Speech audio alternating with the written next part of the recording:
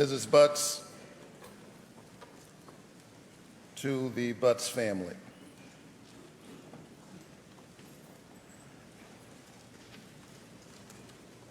To the Abyssinian family,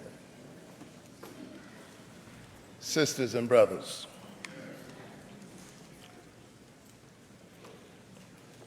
I've been asked to come and speak on behalf of the sons and daughters of Abyssinian.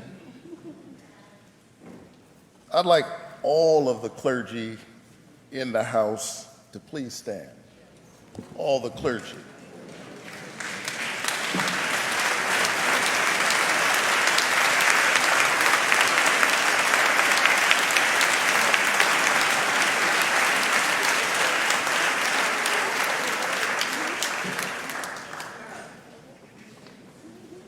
And now I'd like, among the clergy, will the sons and daughters of Abyssinian stand? The sons and daughters.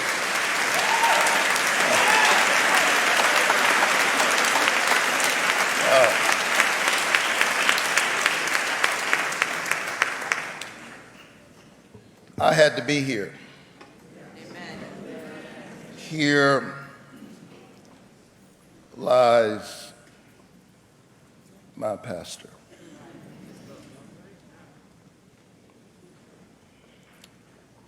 My mentor. And no matter whatever else is going on in my life, I got a few things happening down in Georgia.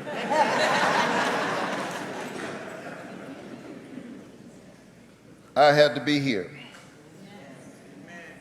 We had to be here.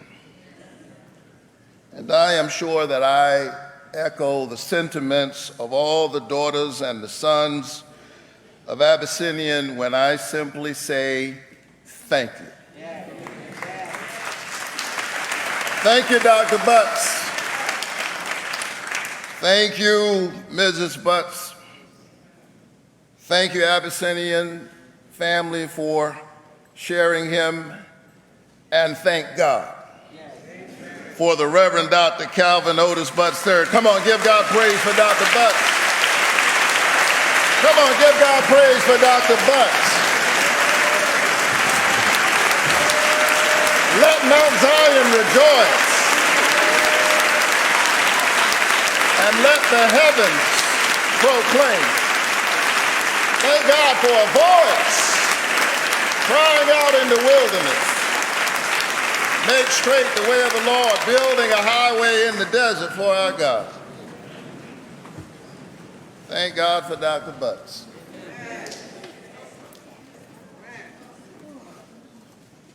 And when he shall die, take him and cut him out into little stars. He shall make the face of heaven so fine that all the world will be in love with night and pay no worship to the garish sun. I moved to New York after graduating from Morehouse College to attend Union Theological Seminary in the fall of 1991. Born and raised my entire life in Georgia, I was glad to be here.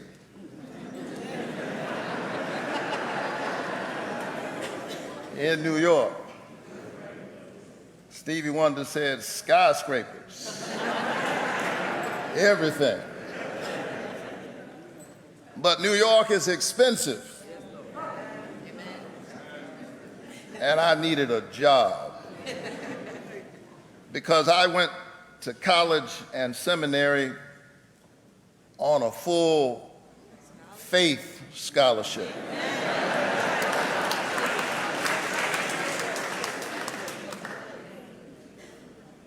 That's when you don't have enough money for the first semester. And so I called the Abyssinian Baptist Church, and the late and ever earnest Faye Daly answered the phone. And I introduced myself. I said, I'm Raphael Warnock. I just graduated from Morehouse College. I'm a student at Union Theological Seminary, and I'd like an audience with Dr. Calvin Butts. And she said, well, let me see. Let me check his schedule. She got back to me. She said, he can see you, and she gave me a date. It was more than 2 months away. And being the brash Morehouse man I was at age 22, I couldn't imagine that he'd make me wait for 2 months.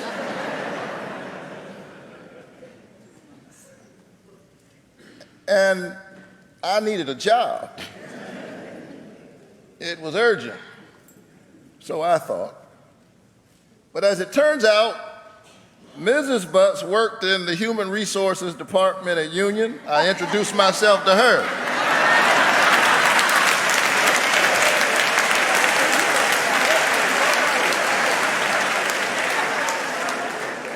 Because like a smart young Morehouse man, I knew where the power was. And she said, if you need any help, need anything, let me know. I said, I need a job. And I'm trying to get an appointment with your husband. And not long after, a day or so after, she called me on the hall phone. I answered the phone. She said, my husband is in his office right now, and if you can get to Harlem, he'll see you right now. I jumped in a gypsy cab.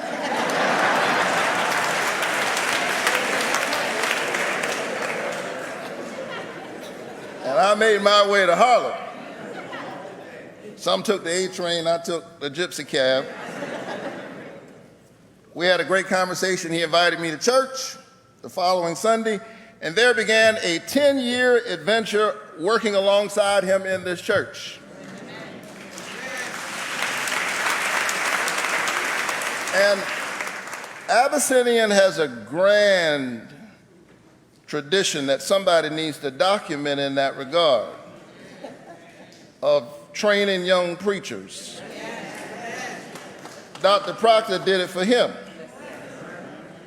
I know we all the great Dr. Butts, but when Dr. Proctor came here in 1972, he said, go over to the seminary and find me somebody who don't know anything, and that's why he brought Calvin Butts.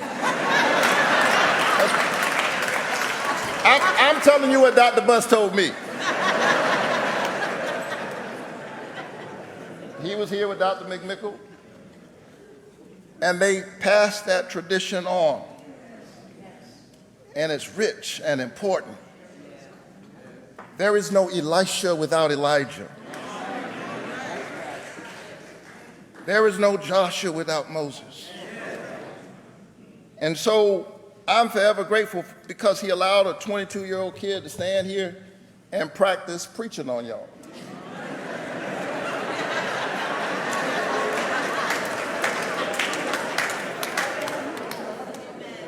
And I'm still practicing.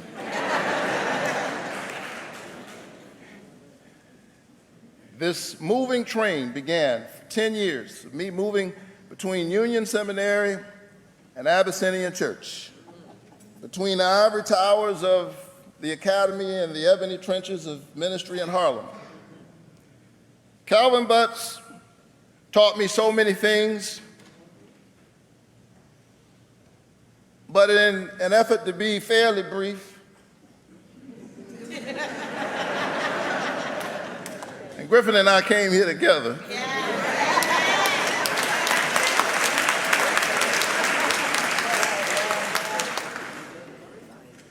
I won't tell you some of the jokes he would crack.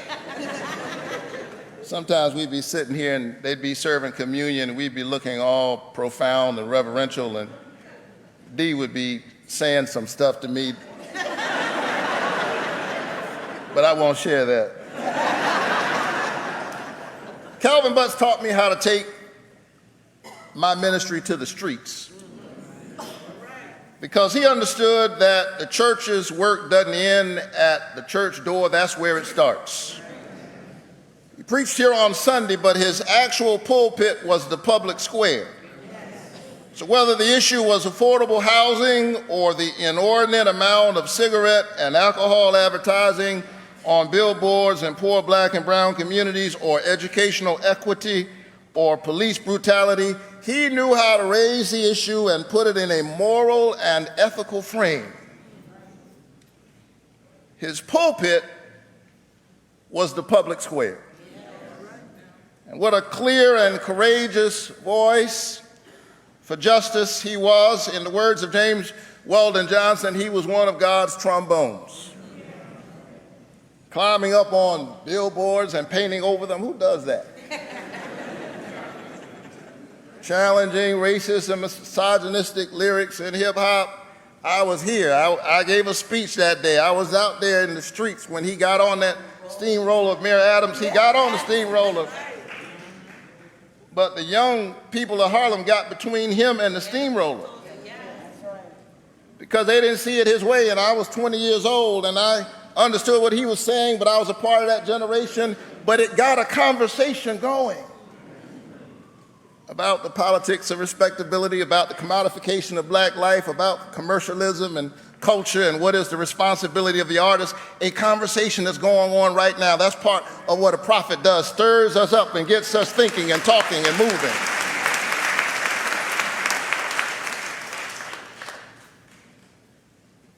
I had the privilege of sitting here with him,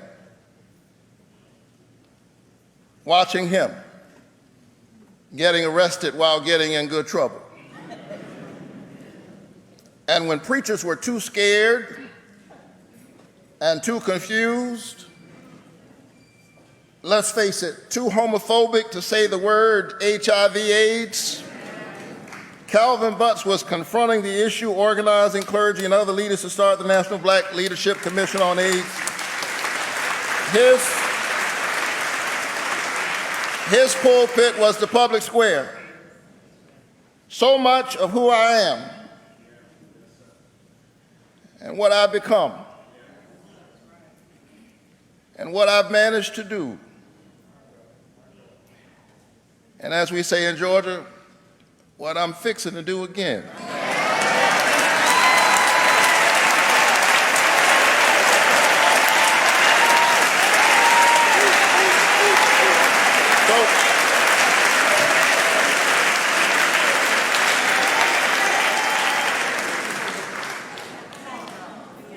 I owe so much of that. How to handle the media when they're asking silly questions. I learned how to do that serving next to Calvin Butts. He was a prophet with the heart of a priest. Hear me, a prophet with the heart of a priest. Prophets afflict the comfortable. Priests comfort the afflicted. Good pastors know how to do both. He visited the sick, married and counseled couples, comforted the bereaved, rejoiced with those who rejoiced, wept with those who wept, cheered us on. He shepherded his flock, and I am blessed to be among them. Let me tell you about my pastor.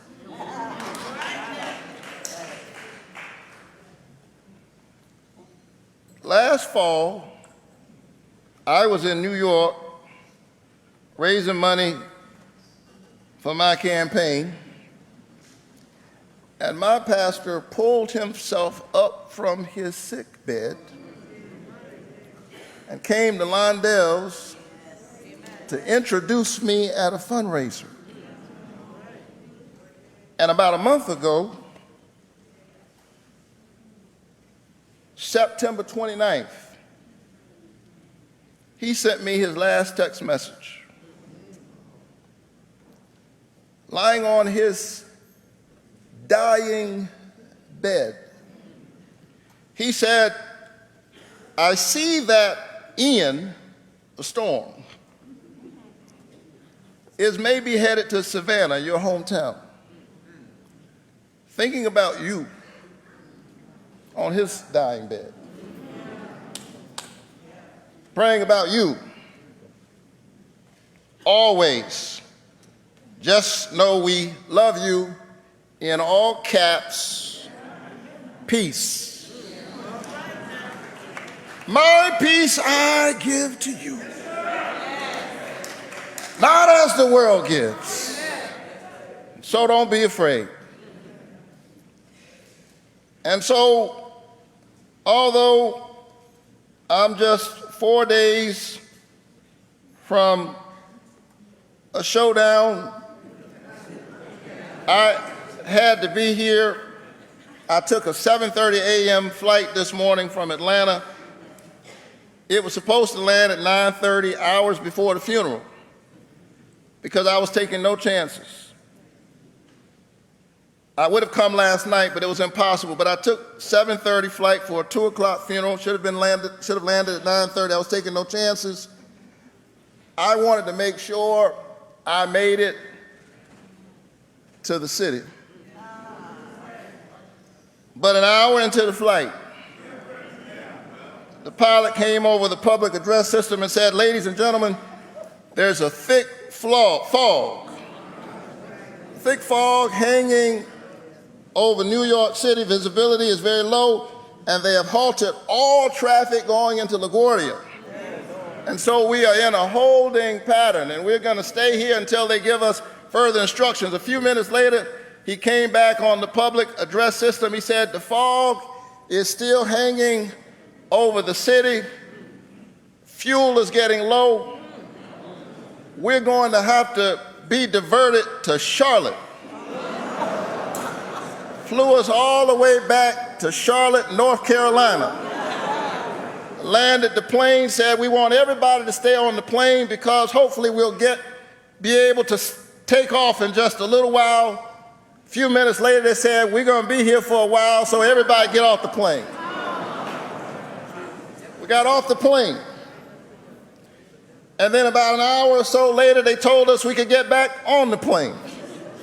Got on the plane, they said, "Everybody be seated because we need to be ready when they give us the go-ahead. We want to take off and make our way to New York City." We began to taxi down the runway, thought we were about to take off. They said the fog still won't really cooperate, and so we'll be sitting here for about another 45 minutes. And there we were sitting there on the runway, and I was worried because I wanted to make it to the city. And after a while, they told us, "Listen, sit down so we can be wheels up." We're headed to the city.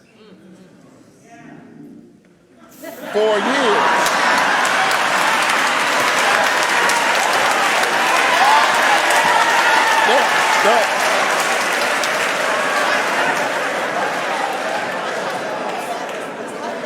Don't encourage me, but for years, for decades, we watched Calvin Butts move like a man in a hurry. He was always on the move. And for the last several months, we watched him, in the words of Ernest Gaines, teach another lesson before dying. We saw him navigate the thick fog of cancer and the thick fog of sickness and pain and come to terms with his own mortality, and he really wanted to keep moving. But the pilot came over the public address system and said, "Sit down. It's time to be wheels up. You're on your way to the city.